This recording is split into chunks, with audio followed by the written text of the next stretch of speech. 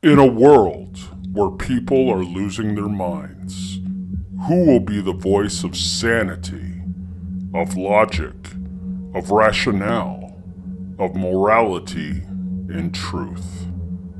This podcast is looking for like-minded people to stand up to the insane and be real. The Recovery Atheist podcast is calling you to step forward and be counted. Welcome to the voice of change. Welcome to the Recovery Atheist podcast.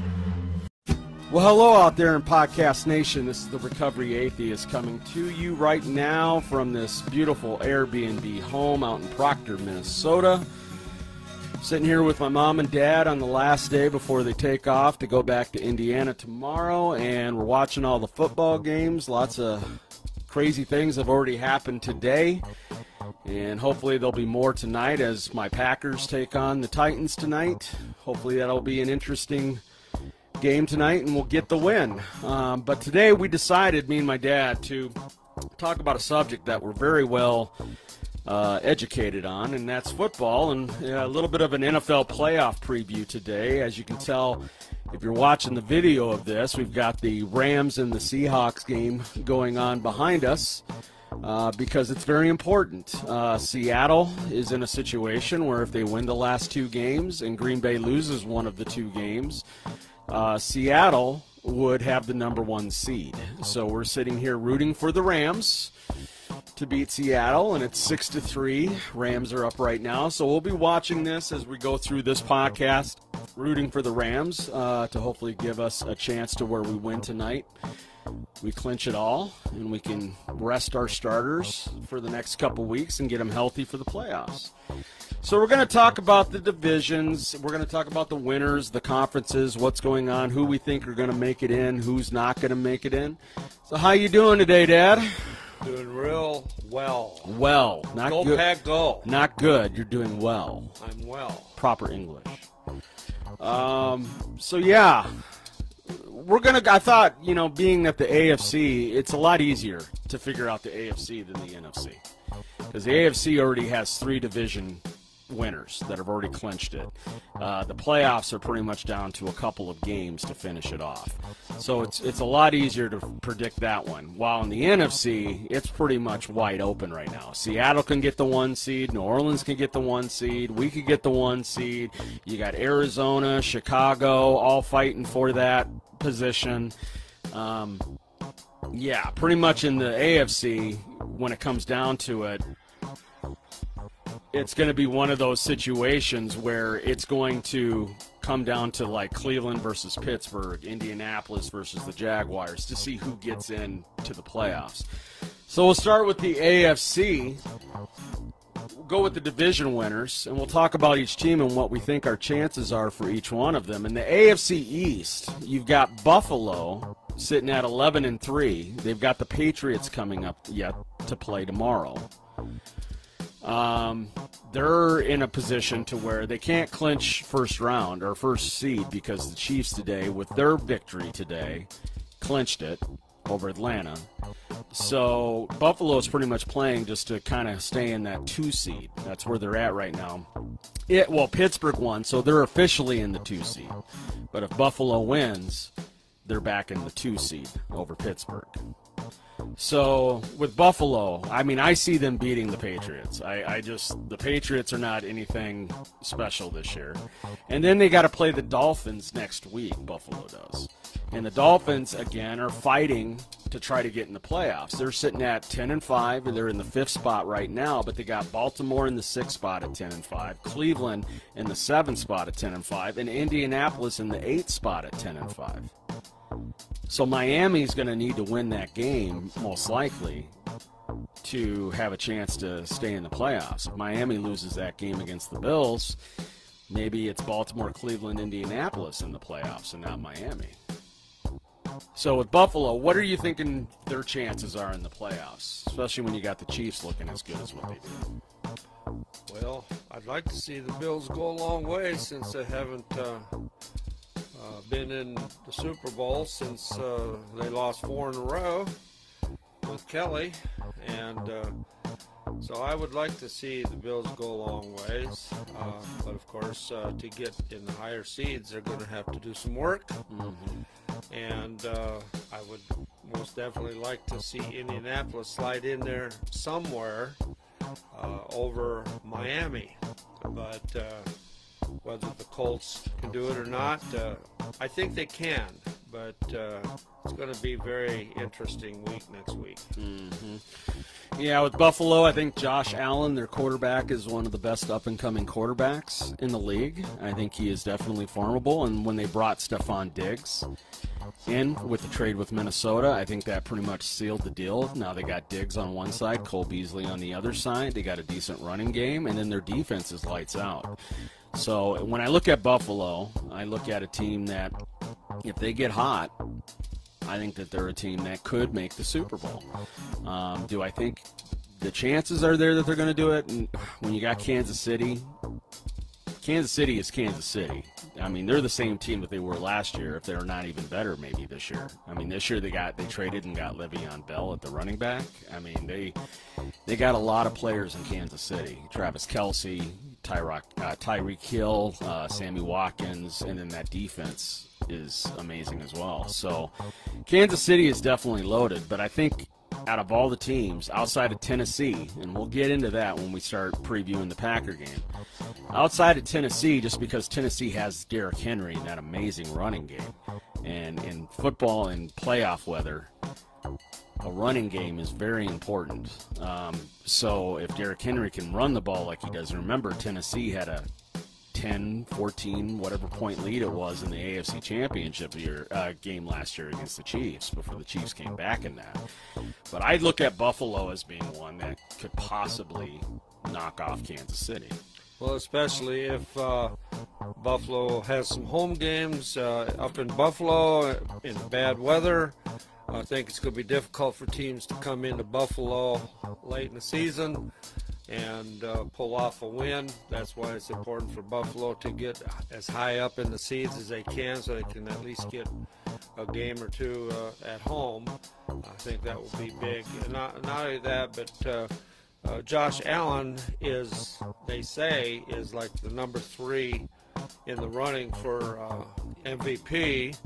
And so, he's going to be putting out, even though I don't think he'll make it, but that's pretty impressive to be at least the 3rd best quarterback in the league, and I think he's got something to prove. Yeah. I think when you're talking about the MVP race, I think there's 3 players. Josh Allen could possibly be on the brink of that, but I think there's 3 players. I think it's Aaron Rodgers, Patrick Mahomes, and Derrick Henry. I think those are the 3 MVPs. Tennessee without Derrick Henry is not Tennessee. I can tell you that right now. The other thing I want to say, too, is you're talking about the weather. Now, Kansas City now has the home field advantage, which means cold Kansas City January. Possible snow. It's not warm. Kansas City can get pretty chilly in January. Buffalo is going to be able to deal with that kind of weather a lot better than what Tennessee is going to be able to deal with it. So that's another factor that's in there. Buffalo is definitely, that's not going to affect them whatsoever. So you got to look at that as well. And that goes with Pittsburgh, too, which Pittsburgh, we'll talk about them next here. In the AFC North today, Pittsburgh down 24-3 today against the Colts. Talking about the Colts, I don't understand them. One minute they can look dominant, and the next minute against the Packers they look so good, and then the next week they come in against a horrible team and they'll be bad. The next week they go in and they look good again. Today they're looking like the Atlanta Falcons, up 24-3. Well, that's why Indianapolis won't go very far in the playoffs, because they're so streaky that, like you said, one game they will be very good, and next game they won't, and then they'll be good again. But you've got to win 3 good games in a row to really make it, and to have 3 in a row good games for Indianapolis has been hard for them. Well, and that's just it. Is since Miami won and Baltimore won, Indianapolis losing today, they're on the outside now. They're in the 8th spot. They're in the outside of the playoffs. If the season ended today, Indianapolis would not be in the playoffs. Cleveland would be in the 7th spot, the final spot. So Indianapolis still has a lot of work to do to get there. Now, their last game is against the Jaguars, so that'll be a lot easier. But Pittsburgh today comes back from a 24-3 deficit, wins 28-24, and clinches the AFC North. With Baltimore winning today, if Pittsburgh would have lost that, it would have been up to the next week. If Pittsburgh would have lost the next week and Baltimore won, Baltimore would have won the division. After Pittsburgh went, what, 12-0, 11-0 to start the season? Baltimore still had a shot today to possibly win the division. So Pittsburgh, to me, they are not as good, in my opinion, as their record is. Well, during that 11-game streak, there were 4 or 5 games that they barely pulled it out against bad teams. Mm-hmm. So their 11-0 record was not as kind of like squeaky clean as what some of them kind of like the Bears when they went 5-0 to start the season. Right, exactly. You know, it was kind of that smoke and mirrors kind of thing, and I think as the season went on, they started watching film, the other teams did, and started figuring out some weak points that Pittsburgh has. But they did get the win today. So Pittsburgh gets the division. They're sitting right now, officially they're sitting in the 2 seed, above Buffalo. But Buffalo plays the Patriots tomorrow night, and I think Buffalo will get that win. So if Buffalo wins, they go back into the 2 seed, and Pittsburgh's in the 3 seed. So with Pittsburgh, I don't see them going very far. They might win 1 game, but when they start heading up against teams like Buffalo, Tennessee, Kansas City, even Baltimore. Baltimore's in stride right now. They're in the playoff push. Right. So I mean, Pittsburgh's they're going to really have to, I think, jump over a lot of hurdles to make a long run. I could be wrong, but they got the Browns next week, Pittsburgh does. And even though the Browns today lost to the Jets, don't count them out. Don't count the Browns out that they can't find a way to get that win, because they're fighting for a playoff spot too. First time in 20-something odd years that they've been in the playoffs, or so, even maybe more. Yeah, because with Cleveland, if Cleveland wins in Indianapolis, if Cleveland wins, they're automatically in. If Cleveland loses and Indianapolis wins, Indianapolis is in. So, and Cleveland is out with a 10-6 record, won't make the playoffs. So Cleveland's going to be playing next week like their lives depend on it. It's do or die next week. So that's not a guarantee for Pittsburgh that way. All right, the next one we'll go with is the AFC South. That's Tennessee. They're sitting in the 4th seed right now as Indianapolis lost today. Tennessee was already tied with Indianapolis, but held the tiebreaker over Indianapolis for the division. So even if Tennessee would lose to our Packers tonight, Tennessee would still be the division leader because they hold the tiebreaker over Indianapolis head-to-head. So when it comes down to it, with Tennessee, they're kind of in that no man's land. They're kind of in the middle, not knowing where they're at. But when you got a guy like Derrick Henry, who the last 4 or 5 games, this guy's doing 200 yards a game, it makes it a lot easier for Ryan Tannehill at the quarterback spot to be able to do that play-action pass and throw the ball down the field and move the ball. And their defense isn't bad either. So I think, to me, Tennessee is a black horse in the race. I think that Tannehill, though, is going to be the difference maker in that game. Regardless of, and not irregardless, but regardless. We were talking about Joe Buck, how he loves to say irregardless. That's not proper English, Joe Buck. It's regardless. Anyway, regardless of how good Derrick Henry runs, if they get into a cold running game, yes, they have him, but Tannehill's still going to have to hold on to the ball, and he's not someone I would trust in a cold weather game, perhaps. I know that he's been doing pretty good, but he hasn't really been tested in real hard cold weather or snowy weather or whatever. But if he gets in Buffalo, Derrick Henry might run the daylights, but that's if Tannehill doesn't fumble at the line. Well, and we'll talk about the Packer game tonight. There's some interesting things with that game that are going on tonight. But tonight, with that, obviously I think Tannehill's going to be the one on the line because I think Green Bay is going to try to stack the box and try to shut Derrick Henry down. And if we're going to lose, we're going to lose because of Tannehill, not because of Derrick Henry. If I was the head coach of Green Bay, if I was LaFleur, that's what I would do. I'd stack 8 in the box. Blitz. Yep, I would stack 8 in the blocks in the box and say, "Go ahead, Derrick Henry. Let's see what you can do against all of us. See if you can get through 8 guys and do what you've been doing, and put it on Tannehill and let our cornerbacks, who are very good. You got Jair Alexander, you got Savage, you've got Amos. I mean, you got guys back there that are decent players. Let them sit back, maybe throw a blitz in there with the Smith brothers, and see if one of them can't get a pickoff. See if Ryan Tannehill can possibly throw an errant pass. Try to force the turnovers. Put it on Tannehill's shoulders." I'd bum blitz the quarterback over and over again tonight, and let them take their chances on him throwing a pick or. And Mike Pettin in his history, he doesn't blitz that much, but. Perfect timing. Perfect timing. It would be perfect timing. So we'll move on from that. Tennessee, they've got the Packers this week, and then next week they've got the Texans, which should be a win for them, I would think. And then in the AFC West, the team that everyone thinks is the front runner, the Kansas City Chiefs. They are the front runner. They struggled today, though. But they still 14-1. That still says something. Yeah, they struggled today a little bit with Atlanta, but they ended up pulling it out in the end. Atlanta missed a field goal late. Well, I'm just saying all that for my homeboys in Wichita. That's all. Well, I'm just sitting there looking at it as I think Kansas City's a pretty soft 14-1. They've had games that they've won close. They win. They play to their competition. That Detroit, and that's not good. No.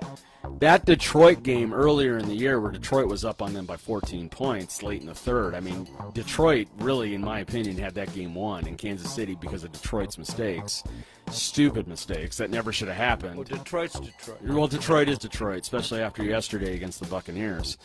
I think that pretty much shows it. We'll talk about Minnesota, too. Their defense is... Anyway. But Kansas City definitely is the front runner. I would give them the vote to be the team to represent the Super Bowl. We got a field goal coming up for Seattle. The Rams just sacked Russell Wilson, and it looks like it's going to be a field goal here to try to tie the game up. 6-3 Rams right now. Come on, you can miss it. Give the ball back to Goff with 1:09 left to run down and try to do some more scoring. But, all right, here we go. Here's the field goal. Jason Myers made a 45-yarder earlier. This one is a 49-yarder. There it goes. Looks good to me. 6-6 now is the score in that game. All right, so we move on to the wild card. So a lot of shakeup today in the wild cards. Cleveland starting the day was in the 5 spot. Miami was in the 6 spot, and it was Cleveland in the 5 spot. Indianapolis was in the 6 spot, and then Baltimore was in the 7 spot. How did that work? Baltimore was in the 8 spot. Baltimore was out of the playoffs. That's right. So it was Cleveland in the 5 spot, Indianapolis 6 spot, Miami was in the 7 spot. Right. That's right. So by Miami winning, they had moved up to the 5 spot or the 6 spot. Cleveland lost, so Cleveland dropped now to the 7 spot, which moved Miami and Baltimore. Baltimore won up to the 5 and the 6. And now Indianapolis, because of their loss, is sitting in the 8 spot, sitting on the outside looking in. Miami, the reason why they're in the 5 spot is they have the best conference record of any against Baltimore and Cleveland. They have the best conference record in Indianapolis. Okay, That's surprising. I didn't know that. That's surprising. In the AFC, Miami has the best winning percentage against the conference. That's impressive. I didn't know that either. Baltimore's in the 6th spot over Indianapolis. because they beat the Colts head up. That's the only reason why Baltimore is in and not Indianapolis. Is Baltimore beat them head up in a game this year. Personally, I want Miami to drop out of playoffs. I do too. I think Miami can drop out. I would like to see Baltimore, Cleveland, and Indianapolis in there. I think that's the most competitive. Right. I think Miami, they're doing well with Tua, but I just think let him do it next year. Next year they will. I think they'll make great Because strides. I just don't think Miami's going to make an impact. Not the same as Phillip Rivers or Cleveland or Baltimore. I just don't think Miami. I look at Miami as a one and done. And Phillip Rivers needs his shot anyway. Yeah, they're paying him, what is it, $25 million a year or something like that for him to be there in Indianapolis. And they're not looking long term. They're wanting something. They're wanting it now. And at times, Indianapolis has looked like a team that could possibly beat a team like Kansas City. Maybe they'll get hot one day against them. Well, they beat the Packers in overtime. Yeah, we fumbled that one away. Yeah, we fumbled that one away. We had the ball in overtime, and we fumbled that one away. And I'm not putting that on Scanlon. It happens. Fumbles happen. It was just a very bad time. Bad break. For that to happen. So you look at these teams. Cleveland, okay, so Miami's got the Bills next week. So that's a rough one. I got a feeling Bills is They're going to want to try to keep that second seed. Yeah. Where's the game at? It's Buffalo? It's in Buffalo, as far as I know. Miami's done. I think they're done, man. I don't think it matters where they're at. No, I think they're done. Baltimore has to take on the Bengals next week. Bengals are kind of scary but late in the year, but of course it's Baltimore. It's Baltimore, Lamar Jackson. Baltimore's going to kill them. I think Baltimore easily gets that one. And then Cleveland. This is going to be the game of the week in the AFC. Yes, it will be. Pittsburgh versus Cleveland. Mm-hmm. And I never will ever say that, especially against a soft Pittsburgh team. I feel they're very soft. That Cleveland doesn't have a chance in this. They do. They have a chance in this. Now, this is the scenario. If Cleveland loses and Indianapolis wins, Indianapolis is in. If Miami loses and Cleveland loses, Miami is in. Miami has the best conference record. That would be interesting. So Miami, when you look at it, Miami has still a good chance of making the playoffs, even if they lose. I'm just hoping, though, that these other teams will have a shot at getting in, really. And as for Indianapolis, they've got the Jaguars.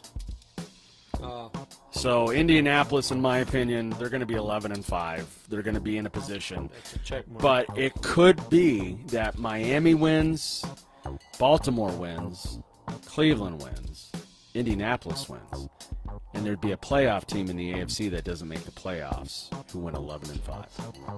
And who would that be? Indianapolis. Too bad.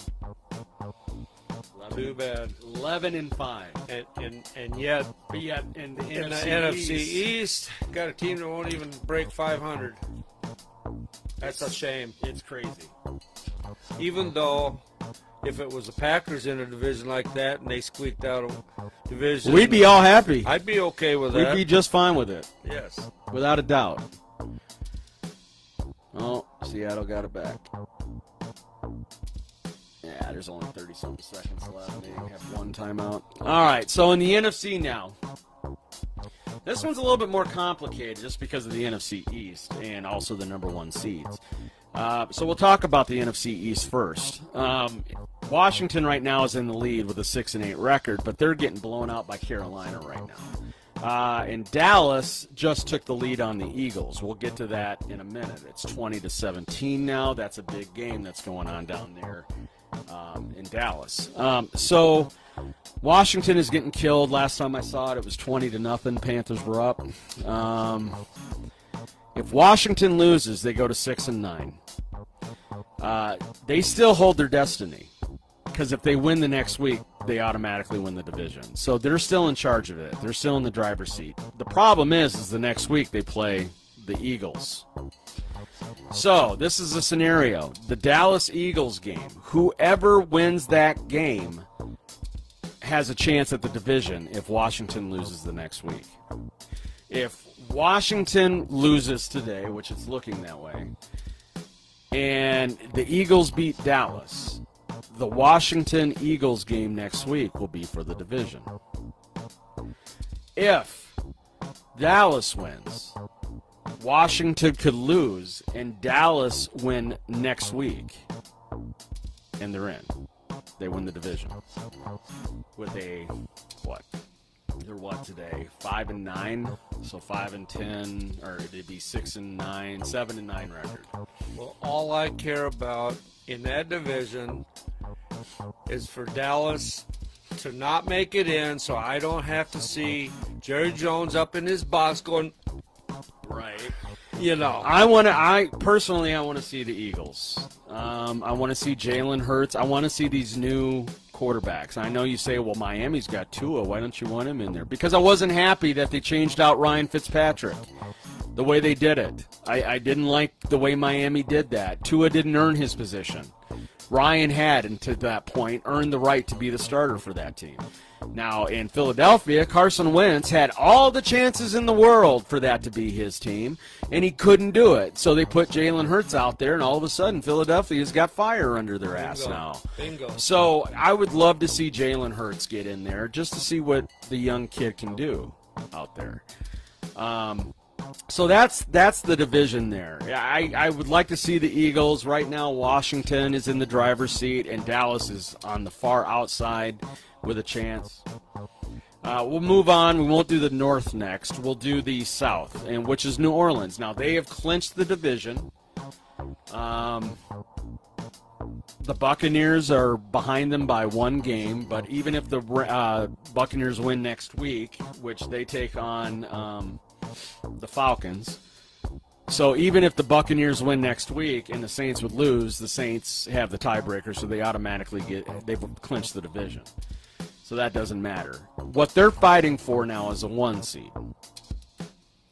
With their loss, with New Orleans lost to Kansas City, and the week before that they lost, those two losses, even though they beat Minnesota in a dominating fashion with Kamara with his 6 touchdowns, they are still behind the 8 ball when it comes to the number 1 seed. If Green Bay wins tonight, New Orleans is knocked out of the number 1 seed automatically. Because if they tie Green Bay beat them head up earlier in the year, Green Bay would have the tiebreaker. So New Orleans right now is just kind of sitting there going, okay, we need to win. And they've got the Panthers, so you would think they would win and go 12-4. That's pretty much it with that. There's really not much to say. They just need to win next week and then hope for a lot of people to lose. What are your thoughts when it comes to New Orleans and how far they go? Are they a favorite? Are they someone that you really are scared of? Yeah, when you have Drew Brees in the game, coming back from that injury, he's still dangerous. But with the Saints, a lot depends on how healed he really is, how much he's keeping from people as far as his healing process. Is he really 100% or is he 80%? Nobody really knows. But if he comes back to full strength, New Orleans could make it to the Super Bowl, I believe. Well, especially if they get the receiver back. Yes. What's his name again? What's their number 1 receiver again? I always forget his name. But yeah, he's been down hurt. He was hurt against the Packers. You know, a lot of people give the Packers crap. Well, you weren't playing the Saints when they were. We played against Breeze. We played against Kamara. We played against their receivers. The only one we didn't play is their number 1 receiver. Otherwise, everybody else for that team was playing. And we went into New Orleans, and we beat them. Stop not giving credit to the Packers for beating them. We beat a pretty damn good team. And I'm only saying that if New Orleans was to be the number 1 seed, they could go all the way to the Super Bowl because of their home field advantage. But they really need to get the number 1 seed. Yes, and it depends on Drew Brees' health, really. Yeah, how do you come back from 8 broken ribs, 11 broken ribs, a punctured lung? How do you come back from that as quickly as he did and not feel the effects of it? I don't know. They said one of his ribs was sticking through his skin even. Oh, my. And yet he's back after 4 weeks. I'm sure he's got some kind of a protective thing on. The breathing still has to be difficult. Yeah, I would think so. So I would think if you could get to him and rush him and make him have to get out of the pocket and stuff, you'd wear him down. But after what I've seen this week, it just shows how great a player he is. Really is. He is.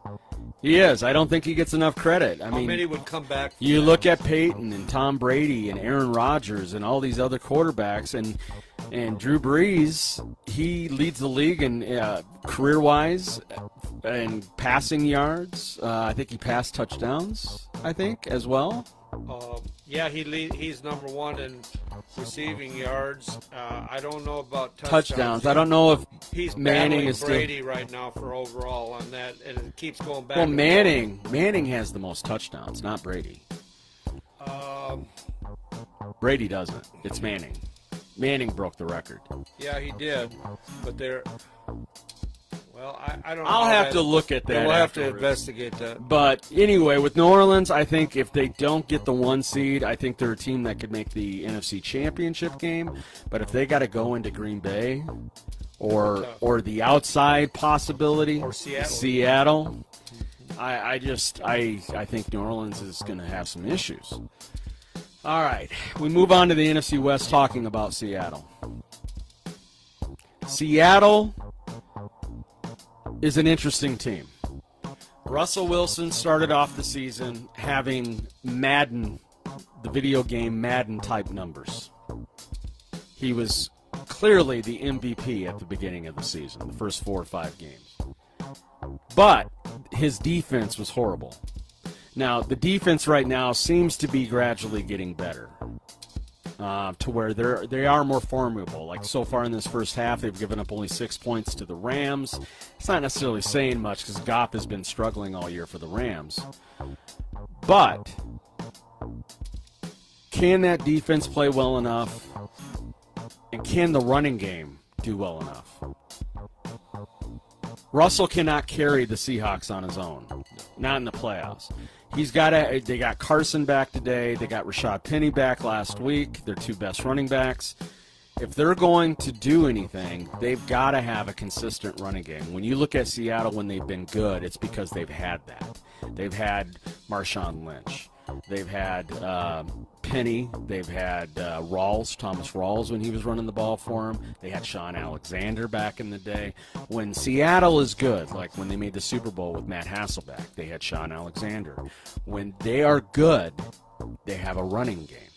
And with Russell, you can't expect him to do it all for you. You got to have a running game so that way DK Metcalf and Lockett and those guys can get open on the play action for Russell. He's got the receivers, but he's got to have the protection through the running game to afford him that time.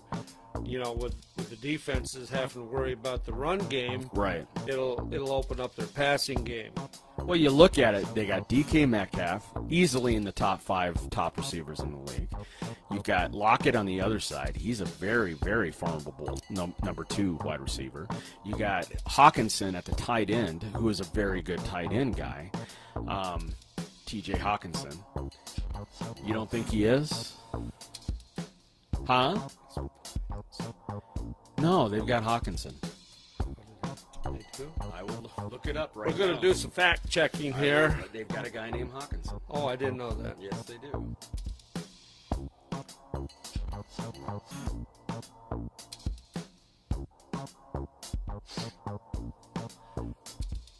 I think that it's very possible that Seattle could go a long way, especially if they would have had their 12th man, the crowd. If they would have had their crowd behind them this year. Hollister. Hollister. Hawkinson is with Detroit. So they have both Greg Olson and they have Hollister.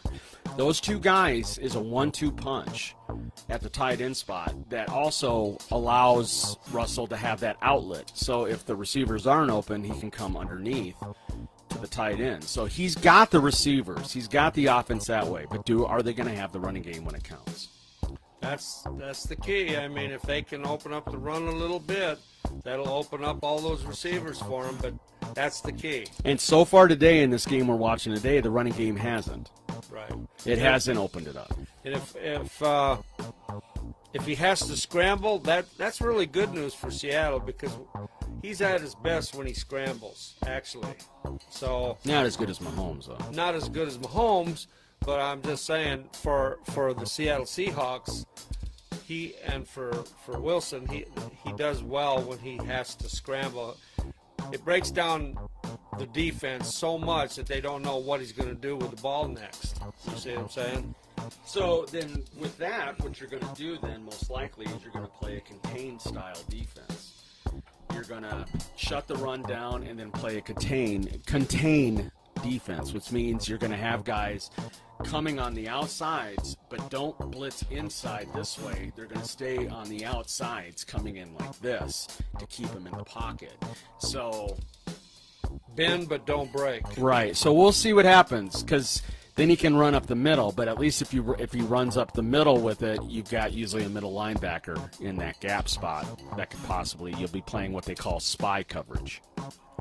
Okay, I didn't know what that coverage was. It's called quarterback spy coverage. Okay, that's the first I've heard of that. Yeah, That's so you can have a running back spy coverage. Like today, the Packers are going to be playing a lot of running back, like spy coverage. Okay.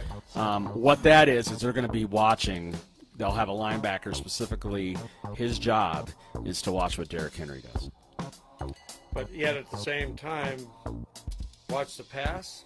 Exactly. Oh, that's going to be hard. He's going to watch Derrick Henry to see if he comes out of the backfield for a pass. Okay. Okay, so like if you're playing the Saints, that's why Minnesota lost so badly yesterday and why Kamara went off like he did, is because they had 3 starting linebackers out. Kendricks was out. They didn't have anyone in there that could play that role of the spy running back spot like he should. And so against Kamara, a guy who can run it and catch out of the backfield, you play a spy coverage against him. You're watching him. You always got an eye in the backfield. Where is he at? And so with Russell Wilson, you do that. You play a contain defense, keeping him in the pocket, and then you have a middle linebacker in the middle that all his job is to watch where Russell goes. So he sits back 10, 15 yards, sits back in the coverage, watches where things are at, and if Russell tries to run up the middle, you're keeping an eye on the quarterback, middle linebacker moves up to shut it down. That's the spy coverage. So I think, and even if you do that, you got to have a middle linebacker who's able to catch Russell Wilson, that can tackle him and catch him. And, Do they? And sometimes that doesn't work. That doesn't work. You have to have 3 or 4 middle linebackers for Wilson. Right. So against Russell, you're not playing 8 in the box. Against Russell, you're playing where you've got 4. You might even go with the 5 defensive back nickel defense. You don't know what kind of defense to throw at them. Really. Not really, but if I was going against them, I'd probably go with the nickel defense, run 5 defensive backs with one of the defensive backs acting as an extra linebacker. Okay. So you put a physical linebacker like an Amos in that spot, someone who can... Alexander? Alexander, no. Or deep Alexander goes on the number 1 receiver. Deep routes. Yeah, he's on man-to-man coverage on the best receiver the other team has. That's what his job is. Yeah. You want to put a safety as a linebacker. Free safety, most likely.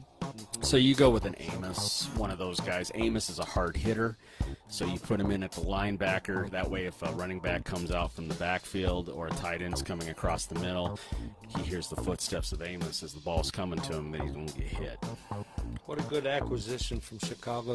That was huge, getting Amos. Without a doubt, that was wonderful. I mean, outside of getting the Smith brothers that year as well. Yes.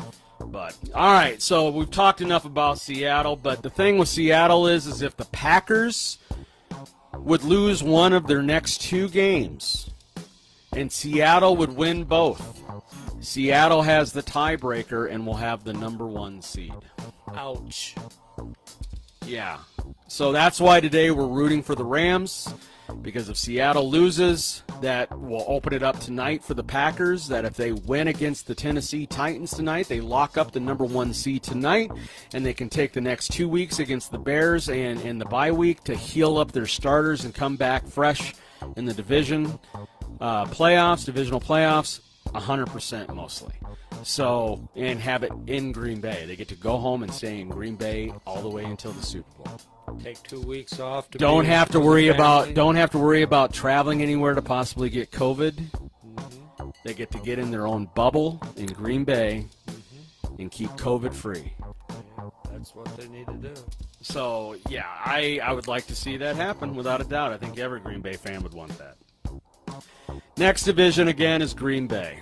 Green Bay already clinched the division. Right now they're sitting in the 1 seed. Like I said, they're in the driver's seat. They win both games to end the season, they automatically get it. They have a shot tonight to get it and lock it up.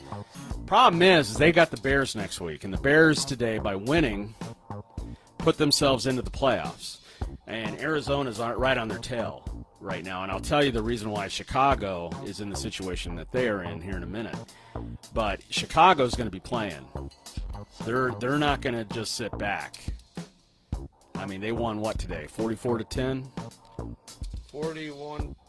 41-10 over Jacksonville today. So, and Trubisky, he seems to be picking it up. So, the Bears next week against the Packers in Chicago, rivalry game to go into the playoffs. That could be the game of the week next year. Next week, along with the Eagles-Redskin game next week. And Pittsburgh-Cleveland. There's going to be 3 games next week that are... Even if it didn't have playoff scenarios, that last game in Chicago is going to be It's always a rivalry game. Yes. So, you look at it, the Packers would love to see Seattle lose today and us get the win tonight, because it would take a lot of headache off of us. So, with Green Bay, they're in a position. They got the Titans tonight, and we talked about it a little bit, and we'll go into the game coverage here in a minute. I'm going to move on. Tampa Bay is in the 5 spot. They won this week 47-7 or 44-7, something like that, over a very bad Detroit team. I think we're pretty much agreeing on that. Detroit is very, very bad. Typical Detroit. They've got the Falcons next week. They're 10-5. They can't win the division. They're pretty much in no man's land. They're in the middle there. They'll be in the playoffs, but they don't know. They don't know exactly where they'll be, but they know for a fact that their first game in the playoffs will not be in Tampa. Hallelujah! They're guaranteed the first game will not be in Tampa. That's great news. And the percentages of them playing in Tampa in the playoffs, not good. They would have to have lower seeds beat higher seeds for them to have that chance. And since I'm not with a network of any kind, I will say unequivocally, I hope Tom Brady loses every game the rest of the season. Well, the thing is, as you talked about it, the Super Bowl's in Tampa this year. Pretty much the way it's looking, the only way that Tampa Bay is going to have a home game in the playoffs, it's going to be the Super Bowl. Ouch. That's the only way. That's why they have to lose. That's the only way that they're going to get that. Next one is the team we're watching right now, the LA Rams.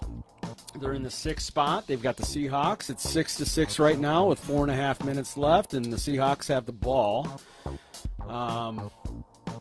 They're at their 30-yard line, so the second half just started. So far it's been a pretty good game, but it's been a defensive battle. The Rams are one of those weird teams. I can't figure them out. Well, I knew losing to the Jets last week was an indication of how good this game would be this week, though. Let's be honest about their uniforms, though. Oh, ugly cream color? Oh, they're horrible. They look like now that I'm seeing it, they look like thermal underwear. They look like garments you put underneath your pants in the wintertime to stay warm. Oh, no, they're almost like what the Mormons wear for their underwear. They wear spiritual underwear, the Mormons do. It almost looks like their spiritual warfare underwear they wear. You didn't know that? To me, it almost looks like baby threw up on themselves. Oh, did you catch that? I don't know. He did. I'm just saying their uniforms look like a baby threw up on them. They're horrible. Terrible. They're terrible uniforms. I don't know where the Rams, did he catch it? I think that's a catch. That looks like a catch to me. That looks like it was. Yeah, I think it was. Yeah, he was bobbling a little bit, but he carried it all the way through. And it looks like a catch. So now they're inside the 25. Seattle is. That was a wonderful throw by Russell. Here we go. See that middle? See, that's contained.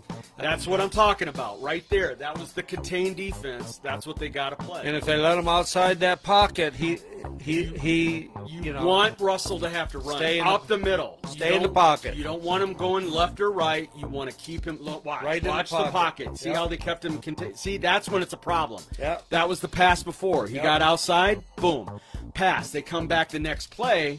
They run the contain, keep him in the middle, and he's sacked. Right. Couldn't go anywhere. You have to play the contained defense against Russell. Keep him in the middle. Without a doubt. You cannot let him get out left or right. Same way with Rodgers, same way with Mahomes. Whenever they've lost, it's because he's been sacked 5 or 6 times in the center of the... Yeah, you cannot let... and I think that's one thing this year I would like to see more of is that bootleg pass that he does, that fake bootleg where he goes to fake the run and then bootlegs out to the left or right to find a guy open. He could start that next season. Well, I think he could start it this year. But I don't want him to. Oh, okay. But the Rams, they lose to the Jets next week. I had made the prediction that they would come out and play very hard this week just because of that loss last week. And they're at home, or in Seattle, so it's like they're in a position and they know they need to win to continue their playoff push. So we'll see. So far, I mean, Seattle's moving, but if they don't score a touchdown here, it's anyone's game. Look at that. Right now. See, they're containing him. See right there. He got out and still made it. They tried to contain him but couldn't do it. But when he gets out to that side, when he gets outside the hash marks, he's gone. It's over. That play's done. The same way with Mahomes. You get them outside the hash marks. You get him outside the tackle box. You see the tackle box? The minute he's outside of it now. The minute he's out there, it's done. It's a done deal. It's a done deal. You're in trouble. You're in trouble. You've got to keep him within the tackle boxes. It's crazy. All right, the next team we're going to talk about, we kind of already did, and that was the Chicago Bears. By winning today in Arizona, they won yesterday. No, they lost to the 49ers. I was thinking of Miami. 2012. They lost to the 49ers. By them losing now and Chicago winning, Arizona's sitting on the outside looking in. Now, to be honest with you, I would rather see Arizona in over Chicago. That's true. Not because they're a rivalry. I just don't trust Chicago with Trubisky that they're going to be anyone. I want competitive playoff games. I think Trubisky's more dangerous right now than he's ever been. But I don't think they have a chance to win anything in the first round of the playoffs. No, but I don't want them to beat the Packers either. So I want to see Arizona in there because I want to see Kyler Murray, their quarterback, out there with DeAndre Hopkins. They've won plenty of good games this year. They deserve to be in there. Yes, they've won some good games. I just after Chicago went 5-0 and then had their 6-game losing streak, Arizona has been more consistent than Chicago. I want to see Arizona get in there. I'd rather see that than Chicago. I think Arizona would have more competitive games against a team like New Orleans. And we don't know how long we'll get to see Larry Fitzgerald either. He's think about it. Down. Arizona most likely is either going to have, if Green Bay gets in the 2 spot. We don't want to think about that. Because we seem to always lose against Arizona.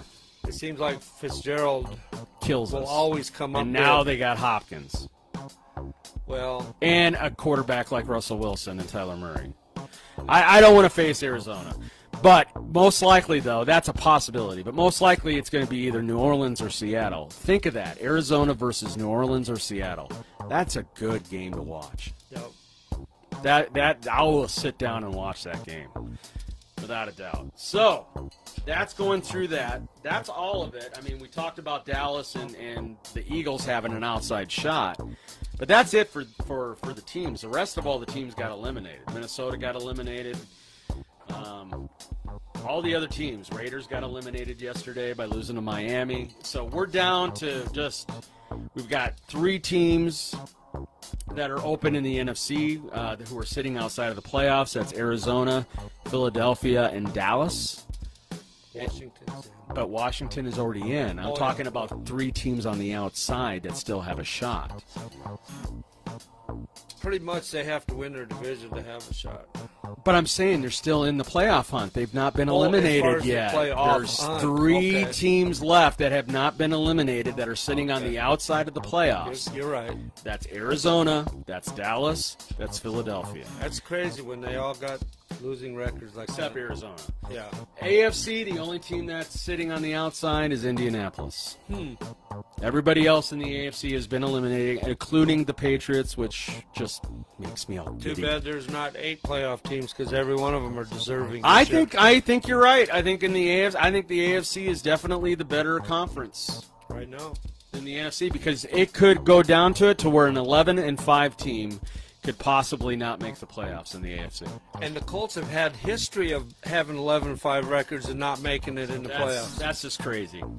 All right, so we're going to move on to the game preview. Titans, Green Bay, in Green Bay. All you Packer fans who are watching right now, you've been waiting for this one. You've been waiting for this. What's that? I have one thing to say. What's that? Go Pack, go. Go Pack, go. Correct. Now, the Packers are at home. They're favored by 3. They've been inconsistent at home. They've been better on the road than they have at home. It's almost like they fall asleep at home. The Carolina game, the Jacksonville game, the Vikings having the loss there, the only loss of the season there. But, yeah, it just seems like if they can't get up for this game on a Sunday night primetime with possibly the number 1 seed on the line. Oh, Dallas is starting to run away. 27-17 on the Eagles right now, and Dad is cringing. Jerry, if you're listening. He's cringing right now. He is not happy with that score. I do not like it. He's not happy at all. So Seattle scored. It's 13-6 now. Seattle's up. And we'll see if the Rams can somehow make a comeback. Ooh, nice. That was a nice run. As it stands right now, it looks as though the Packers do need to win this game tonight to put pressure on everybody else. And a good chance to have to win next week as well. Because Seattle takes on the 49ers next week. Well, we knew that when they expanded to 7 playoff teams in each conference, we knew that the possibilities of all these different scenarios would play out. Well, and this year it's bigger than ever because there's only 1 team that gets a bye. That's correct. I like that. So with that 1 seed is so much more important to get than other years. I like that scenario. I just don't have any faith in Goff. In Jared Goff. He just looks so like indecisive out there when he's playing. I think it's time for the Rams to maybe move along, find something else. Well, let's hope that they do something here. There's still time. I hope so too. I hope Goff gets hot, but he just looks like a deer in headlights sometimes. All right, so the game tonight. We got Tennessee, got the Packers. Obviously, the big story on the Titan side is Derrick Henry and his MVP pushing season that he's having. And you got Aaron Rodgers and Devontae Adams on the other side and the connections they have, and Aaron pushing for his MVP season. Now, when you compare the offenses are pretty much very close to each other, ranking-wise. Green Bay's 2, Tennessee is 3 overall. But defense is where it's a little different. Okay. The defense, the Packers are sitting around number 12, number 13 in the NFL, while the Titans are sitting around 25, 26. They give up a lot of passing yards. They give up 290 yards passing per game, something like that, or 390 actually, I think, per game. They give up a lot of passing yards. But my feeling is that I think defense is what's going to win the game tonight. defense. And if the Packers don't bring it, they're going to get blown out. Well, the Packers coming into the game are one of the, over the last 4 or 5 games, over the last 4 or 5 games, they've been actually one of the best. They're actually in the top 6 or 7 ranking over the last 4 or 5 weeks.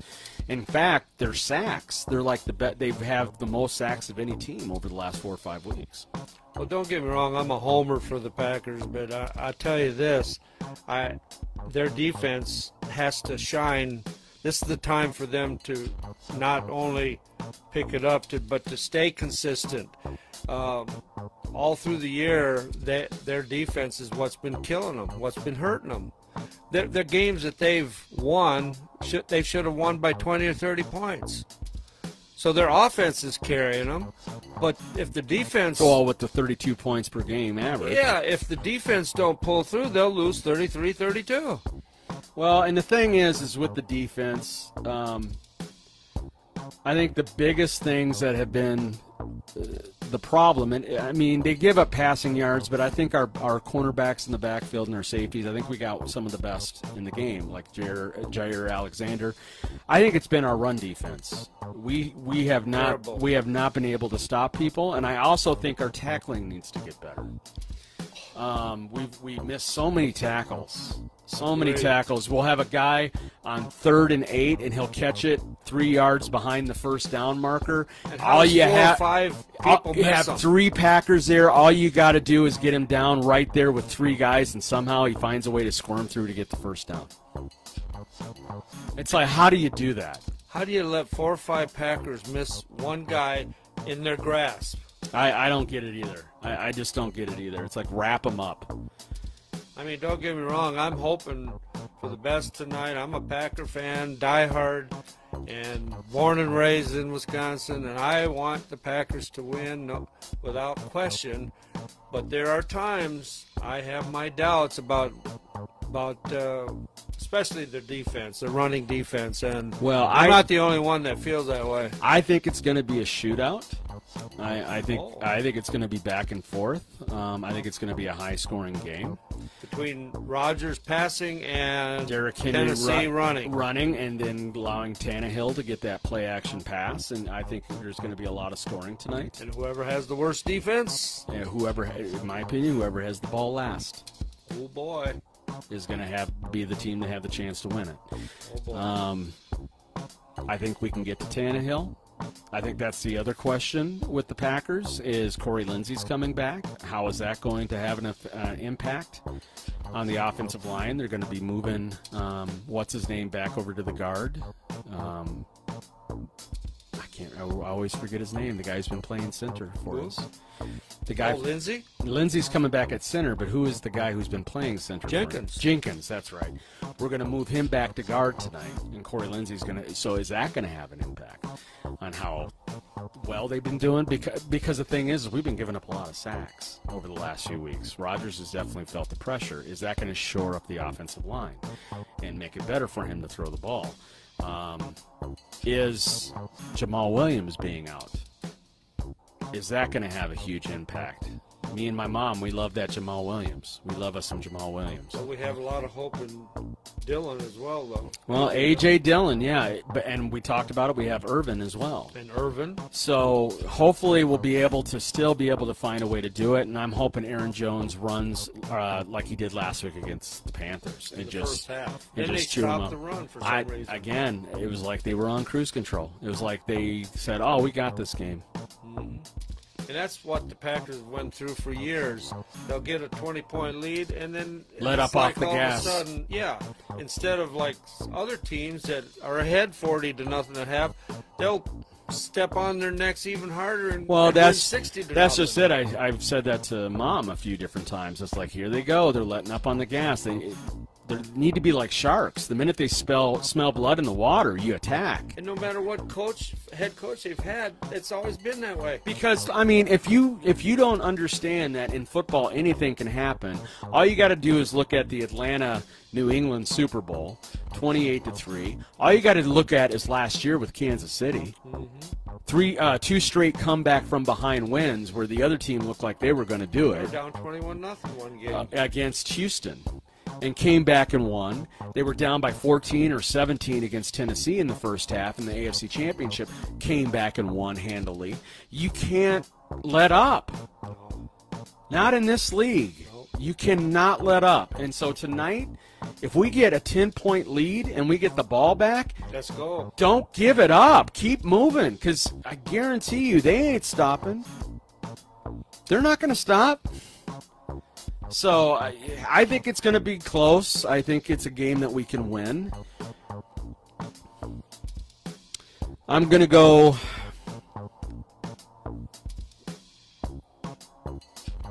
34-31 Green Bay. That's what I'm going to go for a score. I think Aaron will get another 3-touchdown game.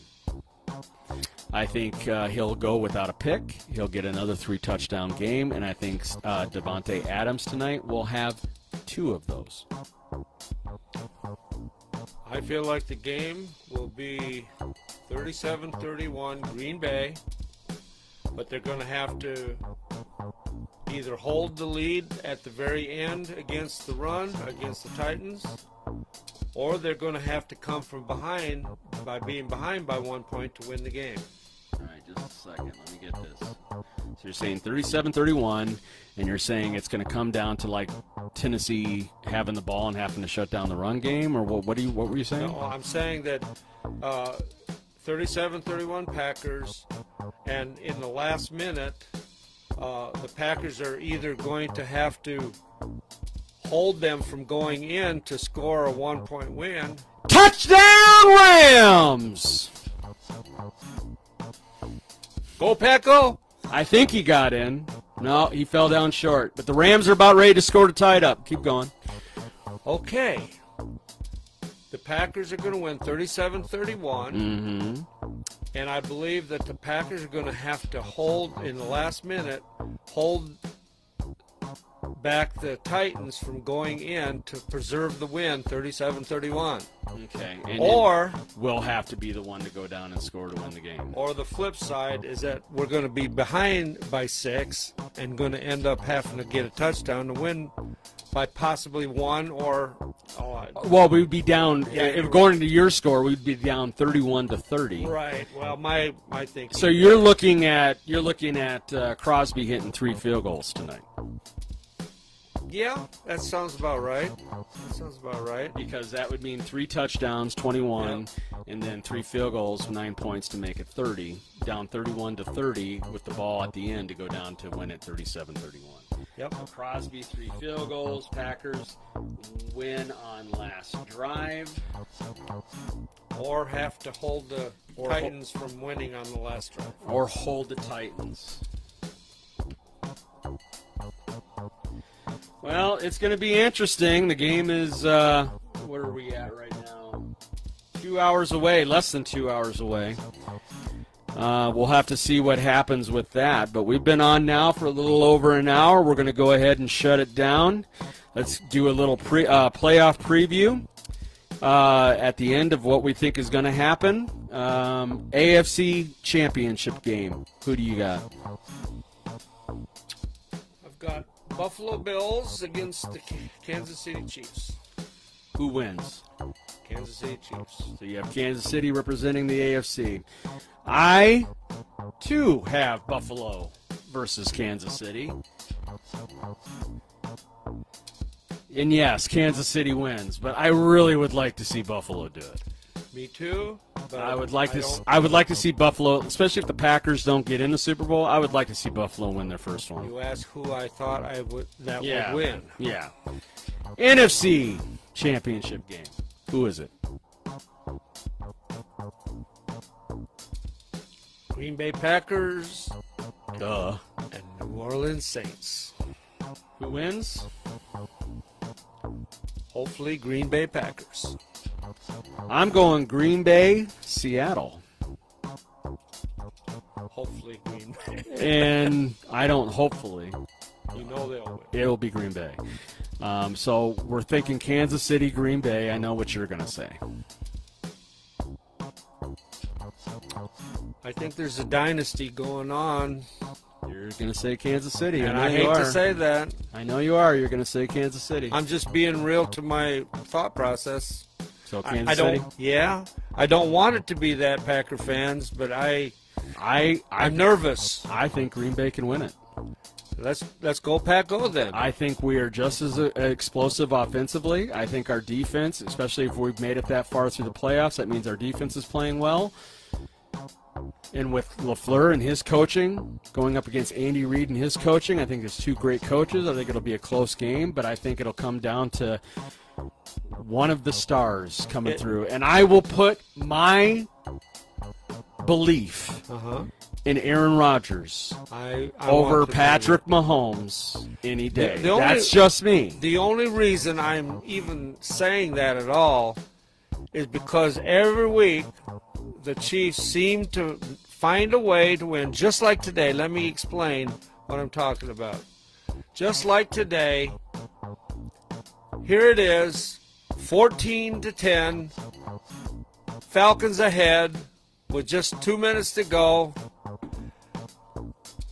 and Mahomes is driving the team down, and they get into he throws it into the end zone, and the Atlanta Falcons defender had the ball in his hands, came down with it, and dropped it. That could have ended the game right there. So what happens? On the next play, Mahomes throws a touchdown, and then on the next drive, the Falcons go all the way down, and their field goal kicker hasn't missed a field goal in 27 straight tries. And what happens? He tries a 39-yard field goal, and wouldn't you know, he would miss. But the thing I have to say about that just drives me crazy. Being the devil's advocate about it, is that they're due then to not have that happen. That's a good thought. I'll go with that. Okay, the odds will always say that when you're going in one direction, eventually it's going to go in the other direction. Okay, so if they make it to the Super Bowl winning like that, they'll be due to have a game where finally Mahomes doesn't come through. Okay, how about this?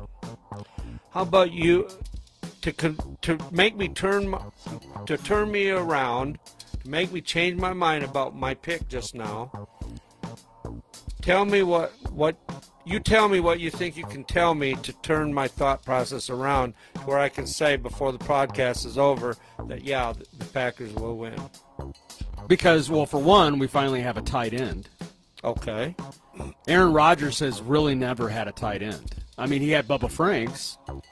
And how's that even possible? He's not even on the Pro Bowl list. Or not Bubba Franks, Jermichael Finley. He had Jermichael Finley when they were good.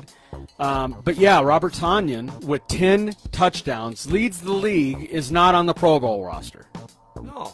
And nobody talks about him. In fact, in the paper the other day, you said it, we lack a tight end is what it said in there. We don't lack a tight end. We've got a legitimate tight end in Tonyan. Okay. And so there's going to be, and if both Aaron Jones and Jamal Williams are healthy, we've got the 1-2 punch at the running back spot that we haven't really always had. We got Devontae Adams, who's the best receiver in the league. I know Tyreek Hill is great, but in my opinion, you can't stop Devontae.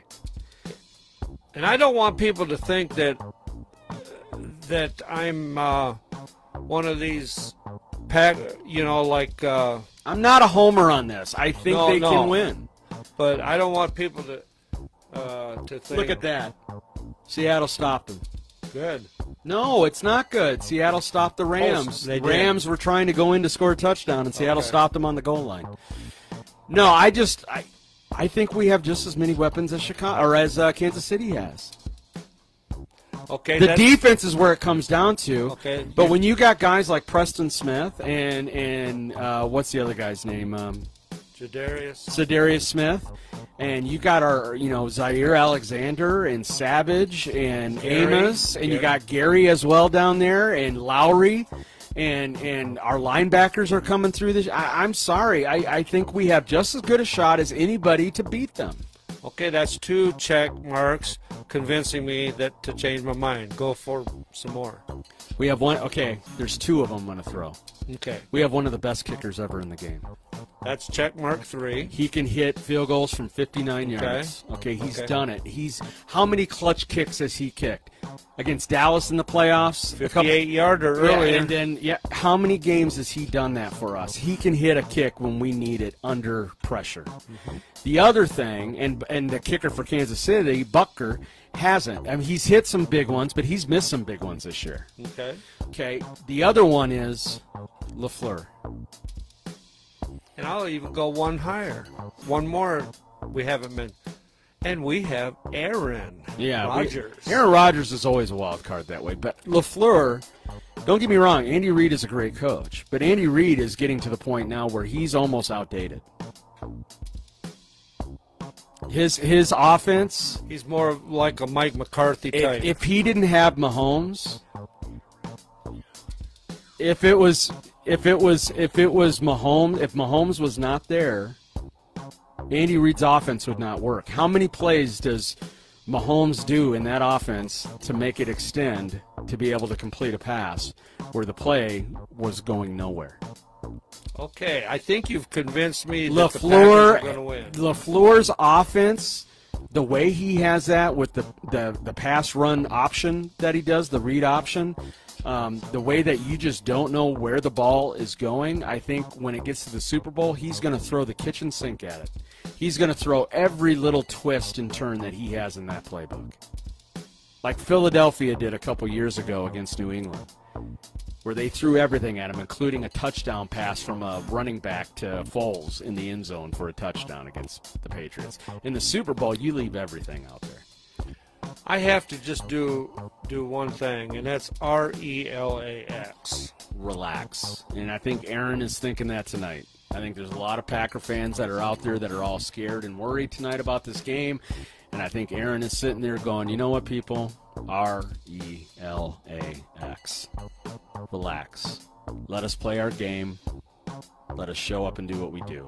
So that's where it's going to be at tonight. I say Green Bay 34-31. Dad says Green Bay 37-31 on a last drive, either scoring the last drive or holding the Titans on the last drive. It's been a good episode. We'll see where everything goes in the playoffs here and over the next couple weeks. But last thing I have to say is just go Pack Go. You can find me at the Recovery Atheist at gmail.com. You can find me on Facebook at Del Bacon. Also have a Recovery Atheist group through that page.